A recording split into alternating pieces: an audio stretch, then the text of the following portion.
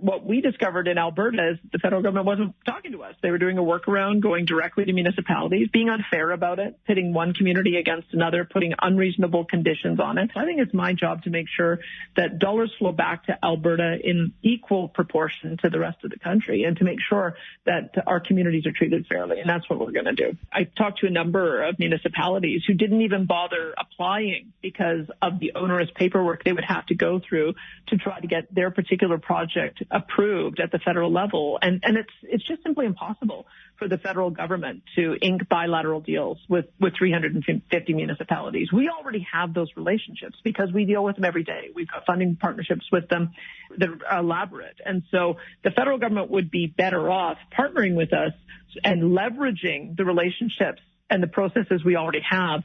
Many of the measures announced in this week's federal budget will need some kind of buy-in, negotiation, bilateral agreement with provincial governments, like that infrastructure for housing announcement, for example. What is your reaction to many of these spending measures that were in Mr. Trudeau's latest budget, Premier? We had a community infrastructure grant that had been a program in place for 10 years, building on the gas tax that was collected at the municipal level.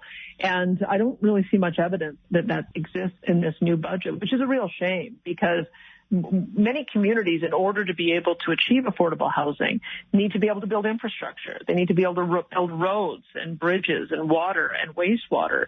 And so I think that they've done a bit of a swing and a miss here in trying to achieve the outcome. They are, I think, micromanaging in areas of provincial jurisdiction and missing the bigger picture of how they could be a true partner on infrastructure spending. At the same time, they're spending a lot. Overspending, overtaxing, over-borrowing, over-interfering in our jurisdiction. And I don't know that they're going to get the results that they would like to achieve, but it's certainly the opposite of intergenerational fairness. Intergenerational fairness does not blow the budget and amass massive debts today that future generations are going to have to pay for. So I think that there's a lot of disappointment that they didn't get a better balance.